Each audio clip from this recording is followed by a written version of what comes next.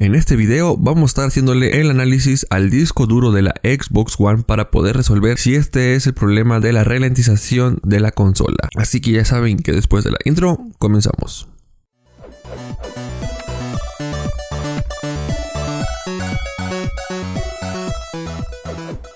Como lo dijimos en el video anterior, estábamos haciendo pruebas o viendo algunas de las razones o motivos por las cuales nuestra Xbox One se está poniendo más lenta o se traba en la interfaz o en los juegos. Como lo dijimos en el video anterior, por uno de los motivos puede ser el disco duro. Entonces en este video vamos a estar haciendo las pruebas necesarias para poder asegurarnos que el disco duro sea o no el que esté ocasionando las fallas de ralentización. Como saben, Xbox One tiene alrededor de 8 años que salió al mercado, entonces los discos duros también tienen un ciclo de vida. Entonces tenemos que observar si este es el causante de los problemas, y si es así, vamos a estar haciendo posteriormente otro video acerca de cómo hacer el cambio de disco duro, aumentar la capacidad y cómo reinstalar el sistema operativo de la Xbox One. Entonces, para comenzar tenemos que abrir la consola de la Xbox One para poder hacer el análisis del disco duro. Vamos a hacer el proceso rápido para que no se haga el video tan tedioso, tan largo, y les voy a explicar qué materiales vamos a ocupar. Para este caso vamos a utilizar desarmadores tipo Torx, en este caso es el del número 8 y del número 10, una pequeña paleta de plástico para poder hacer presión para poder abrir la carcasa de la consola, una computadora con Windows 10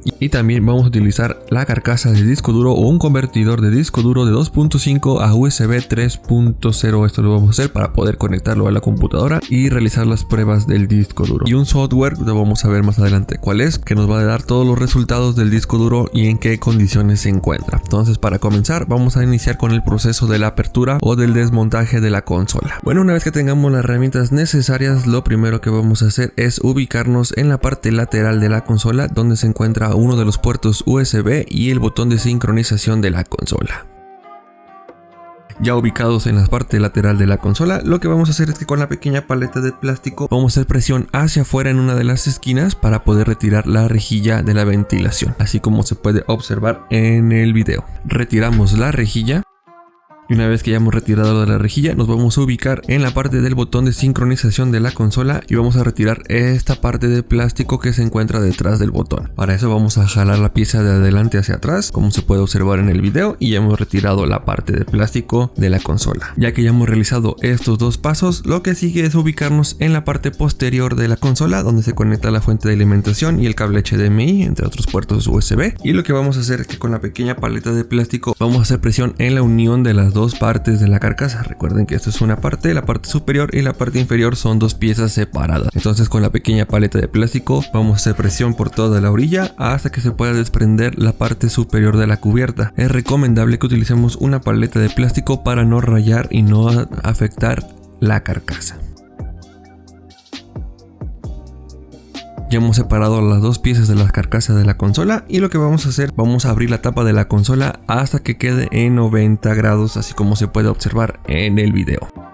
¿Por qué es recomendable ponerla en 90 grados? Porque si abrimos la consola totalmente o en 180 grados podemos dañar el flexor que se encuentra en la parte posterior de la consola, que es la encargada de encender, de expulsar los discos y el botón de sincronización de la consola, y no queremos dañar ningún componente. Como se puede observar en el video, ese es el flexor encargado del encendido, de la expulsión y el botón de sincronización de la consola, que es por eso que sugerimos no abrir la consola o no abrir la tapa totalmente. Ahora lo que sigue, y como recomendación, es quitar el flexor o quitar el conector del flexor de encendido. Para eso, con la misma paleta de plástico vamos a empujar hacia afuera el conector o el seguro del conector del flexor, así como se puede observar, y tenemos que repetir el proceso por la parte de abajo.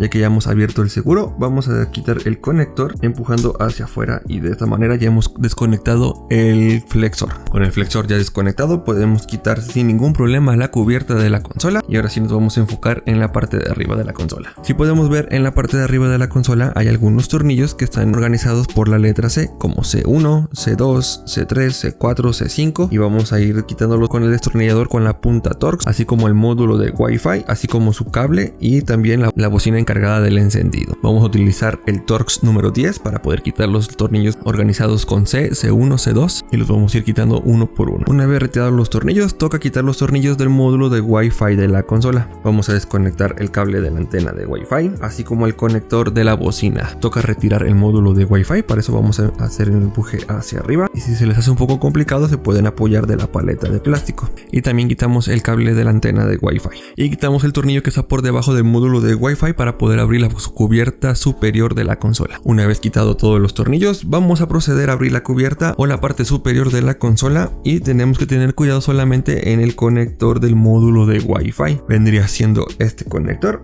Lo que vamos a hacer es retirarlo empujando hacia arriba.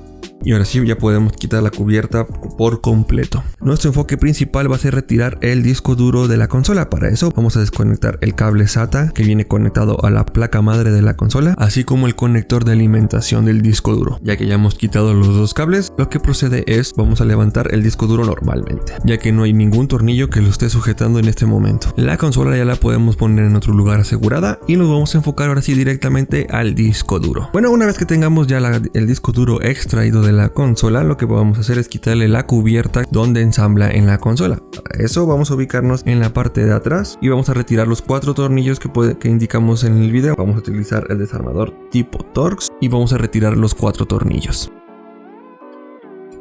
Ya retirados los 4 tornillos, lo que vamos a hacer es que vamos a levantar hacia arriba y vamos a quitar el conector SATA del disco duro. Y ahora sí ya tenemos el disco duro extraído de la consola y de su carcasa. Y para hacerle las pruebas necesitamos conectarlo a una computadora. En este caso yo recomiendo, lo que yo hice fue comprar este adaptador que convierte de SATA a USB 3.0, que es lo más recomendable que pueden hacer ustedes. Pueden conseguir en Mercado Libre, en Amazon, no es muy caro. Y para eso vamos a conectar el disco duro.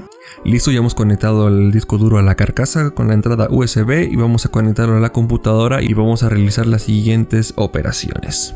Bueno, una vez que tengamos ya el disco duro en la carcasa y conectado en la computadora, vamos a descargar el software con el cual vamos a hacer los análisis. En este caso le voy a decir un programa para Mac y para Windows en el cual podemos hacer los análisis, en el cual en Mac se llama DriveDX y en Windows podemos utilizar el software que se llama Crystal Disk. Vamos a entrar a la página oficial, es un software totalmente gratuito y en el cual vamos a hacer las pruebas, así que descarguen el programa e instálelo y vamos a hacer las pruebas correspondientes.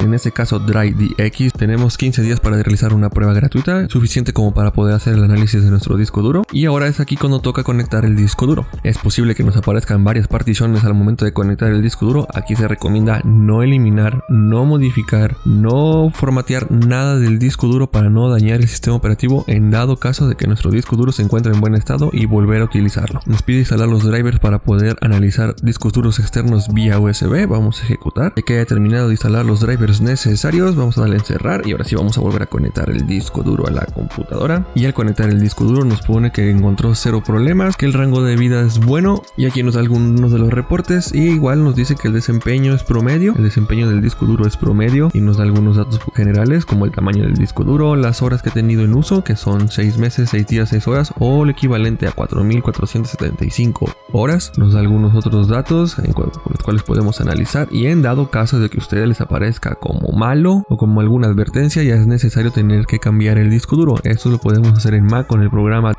DriveDX y ahora lo vamos a hacer en Windows con el programa de Crystal Disk. Ok, ahora nuestra computadora con Windows, en este caso yo lo voy a hacer en Windows 7, pero el proceso es igual si tienen Windows 10, Windows 11. Vamos a descargar el programa que se llama Crystal Disk Info. Así lo vamos a buscar en nuestra página.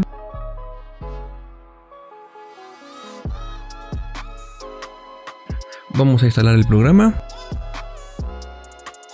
y le vamos a dar donde dice finalizar y que se ejecute automáticamente el programa. Una vez abierto el programa vamos a volver a conectar nuestro disco duro. En dado caso que no les aparezca el disco duro, cierren la aplicación y vuelvan a abrir y aquí ya les debe aparecer el nuevo disco duro. ¿Es el que tenemos nosotros o es el que tenemos que es el correspondiente al Xbox One? En este caso nos da directamente el estado de salud, el cual es bueno en mi caso, pero en ustedes puede variar, puede ser que sea bueno, sea medio, sea promedio o sea malo. En dado caso de que sea malo, aquí no existe otra opción que tener que cambiar el disco duro para poder asegurar el rendimiento al máximo de la consola de Xbox. ¿Qué vamos a hacer para poder corregir el problema del disco duro dañado? Puede ser solucionando sectores dañados, entre otros tipos de soluciones que puede haber, pero no lo recomiendo como tal. Aquí es mejor tener que cambiar el disco duro por uno nuevo e inclusive pueden aprovechar la situación en dado caso de que su disco duro sea de menor capacidad, puedan cambiarlo a uno de mejor capacidad. De esta manera es como podemos asegurar el estado de salud del disco duro. Vamos a hacer la actualización realización de este video, que es el cambio de disco duro, la reinstalación del sistema operativo y la configuración inicial de la consola. Sin más, me despido, soy Retromanía, espero les haya gustado este video, ojalá lo puedan compartir y sin más nos estaremos viendo en otro próximo video.